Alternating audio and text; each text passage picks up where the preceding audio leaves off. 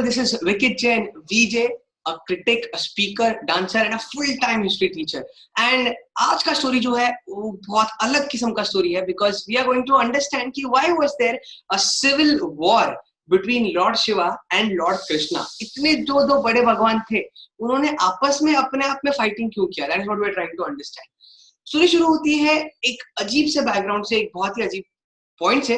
So we have this very beautiful princess, एक युवरानी of a kingdom called as Usha. ठीक है. So one fine day Usha is sleeping and then in her dreams she sees a very beautiful young handsome man. तो जैसे ही उसकी नींद खुलती है वो डिसाइड कर लेती है कि यही है उसका सपनों का राजकुमार. Now you know from where the term exactly is derived from, सपनों का राजकुमार. So she is trying to think of that man and she could not control herself and she fell in love with that man, जिसको वो जानती नहीं, जिसको वो पहचानती नहीं, बट जिसको उसने सपने में देखा था. अब as every other ordinary girl who is excited about who's excited about her crush or lover, instead of telling it to her parents, she calls her bestie. अब उषा की बेस्ट फ्रेंड होती है this amazing female called as Chitralekha. So she calls up Chitralekha and then she explains whatever she saw in her dreams. So Chitralekha happens to be a beautiful painter, along with which she was also an expert magician, a witch. तो यहाँ पे अपने जादुई powers का इस्तेमाल करके she tries to peep into उषा's dreams and then वो उसकी एक तस्वीर बनाती है, उस आदमी की तस्वीर जिसको उषा ने अपने सपने में देखा था. When the painting is finished, Usha is mad behind that painting because जिस तरीके से वो पेंटिंग बनाया गया था और जिसका वो पेंटिंग बनाया गया था, that happens to be one of the most handsome man in the world around. इतना सुंदर था कि Usha was like यार मेरे को प्यार हो गया यार इससे. I want to meet him. I don't know who is, but I want to meet him.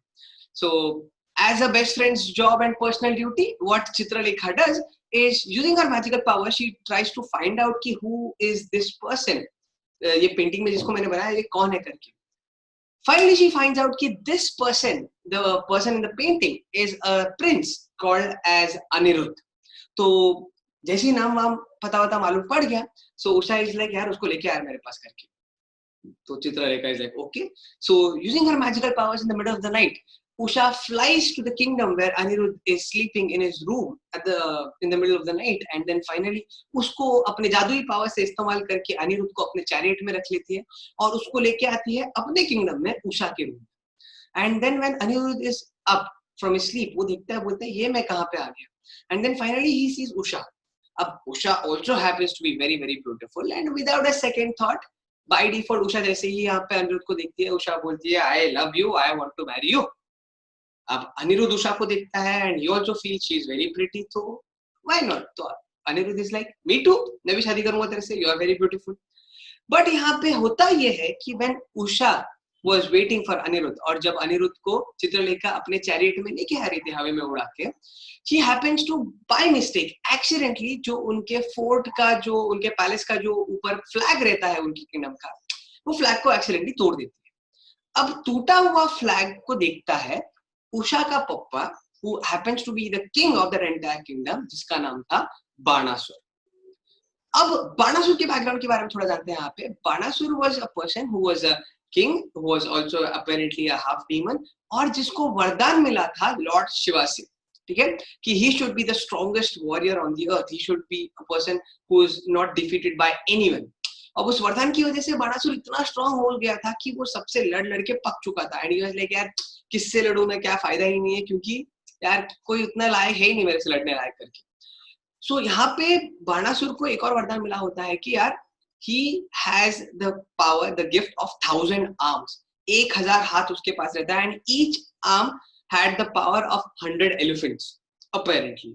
तो यहाँ पे उसको इतना सा पावर मिला रहता है, तो he is asking Lord Shiva कि लॉर्ड शिवा यार इतना पावर है मेरे पास, बट कोई मेरे लायक वॉरियर ही नहीं है जिसके हाथ में फाइट कर सकूं, मुझे मजा नहीं आ रहा, मैं क्या करूं. तो लॉर्ड शिवा उसको बोलते तू टेंशन मत ले, एक वॉरियर आएगा जो तेरे को हराएगा.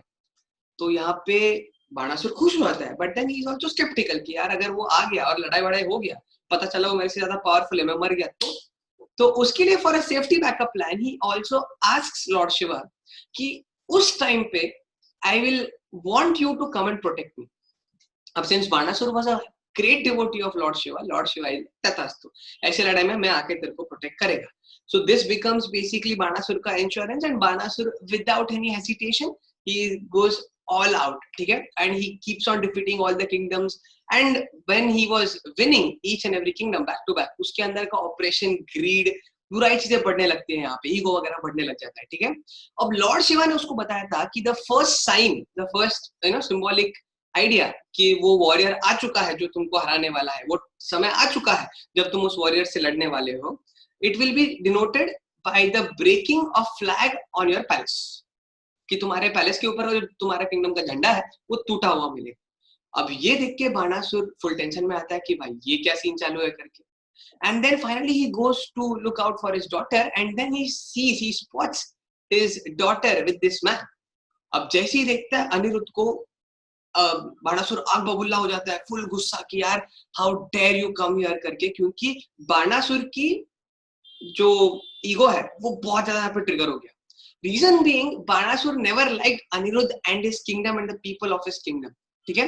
अब Anirudh technically belong to Yadukul या यदुवंश जिसको बोलते हैं, जिनको ऑलरेडी समझ चुका है, Anirudh was none other than but the grandchild of Lord Krishna. Lord Krishna का बेटा प्रद्युम्न, और प्रद्युम्न का बेटा वाज अनिरुद्ध। सो कृष्णा का पोता वाज अनिरुद्ध यहाँ पे, और बाणासुर की कृष्णा और उसकी पूरी फैमिली और डायनेस्टी और उनके किंगडम से बिल्कुल नहीं बनती थी। So Banasur is like how dare you come here you filthy creature, I am going to arrest you, और उसको यहाँ पे कैप्टिव कर लेता है। अब जैसे ही उसको कैप्टिव कर लेता है, यहाँ पे दादाजी को खबर पहुंच जाती है। Krishna comes to know, and Krishna very subtly, very beautifully writes a letter and sends a message from his messenger via his messenger to Banasur कि देख बच्चे लोग को शादी करने का है तो शादी करके छोड़ देते हैं, why to fight, let them be happy, we also be happy. Imagine your grandfather writing letters to your sassurin or asking your girlfriend's hand in marriage, mind blowing, but हुआ था ऐसे। तो यहाँ पे when the letter comes, Banasur is like I don't care who you are, मेरे को फर्क नहीं पड़ता है, मेरे को तेरे से रिश्ता ही नहीं चाहिए, तो you are a filthy creature, मेरे को तुम लोग पसंद नहीं है, मेरे को तुम लोग से कोई संबंध नहीं बनाने का है, and I am not letting Anirudh come out whatsoever. तो ये सुन के कृष्णा भड़क जाता है, एंड कृष्णा का भाई बलराम वो भी भड़क जाता है, एंड दे आर लाइक भाई टाइम आ गया, तो if you are not listening to do things in a very peaceful manner, let us have a fight, and they decide to have a battle, ठीक है। इमेजिन तुम्हारा दादाजी तुम्हारी शादी तुम्हारी गर्लफ्रेंड के साथ करवाने के लिए तुम्हारे ससुर से लड़ाई करने वाला है, माइंड ब्लोइंग, ठीक है।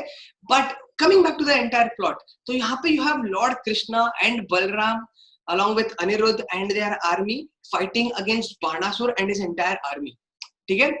अब Banasur is aware कि Lord Krishna is a magical being, ठीक है, बहुत दिमाग चलाता है, we have already seen multiple times कैसे दिमाग चलाता है। So for extra protection, guess whom he calls? Yes, he calls none other than Lord Shiva himself. अब लॉर्ड शिवा ने प्रॉमिस किया था कि वो बाणासुर को यहाँ पे प्रोटेक्ट करेंगे, तो Lord Shiva is present on the battlefield. जैसे ही लॉर्ड शिवा को बैटलफील्ड में देखते हैं, कृष्णा टेंशन में आता है कि यार महादेव से कैसे लड़ाई करेंगे, अभी महादेव के साथ तो लड़ाई नहीं हो पाएगा यहाँ पे। So very subtly, very beautifully and very humbly Krishna is like, Lord Shiva, I will not be able to fight against you because you know who you are and you know who I am. आप जैसे सज्जन पे हथियार चलाना मेरे बस की बात नहीं है, और it is against my principles also, so I can not fight against you. So Lord Shiva is like, principles तो वही होता है जो तुम अपने प्रॉमिस को पूरा करते हो, that is what is called as principle, and as a warrior it is right now your principle to fight, and as I have given him the promise that I will protect him, it is my principle to fight. We should keep away all the other respectives and we should just fight for the time being right now. तो ये सुन के Krishna tension में कि भाई ये क्या हो गया करके। So the point was, it was not just Krishna versus Shiva, it was basically like the entire army versus army, so many people dying, and on top of that you had Shiva के side, since Shiva was supporting Banasur, Banasur के army में there was Ganpati, Lord Ganesh, there was Kartikeya, Lord Kartikeya, and there was also Nandi जो इसके support में आए थे, and Krishna के side में फिलहाल सिर्फ कृष्णा ही थे, कृष्णा, उसका भाई Balram, and then you had Anirudh fighting. So it was a pretty difficult phase यहाँ पे, क्योंकि लोग तो मरेंगे मरेंगे, but imagine these gods literally fighting god of war in literal terms, कितना बड़ा डेवास्टेशन, कितना बड़ा डिस्ट्रक्शन यहाँ पे होगा करके। But then it was inevitable, और यहाँ पे फाइटिंग चालू हो जाता है। So you had very, अभी obviously डायरेक्ट बड़े बड़े लोग तो स्टार्टिंग वॉर में बैटलफील्ड में नहीं कूदते, you have छोटे छोटे people like you have Ganpati and you have your Kartikeyan jumping into the battlefield first, and then on the opposite side you have your Balram jumping into the Balram and Anirudh jumping into the battlefield first,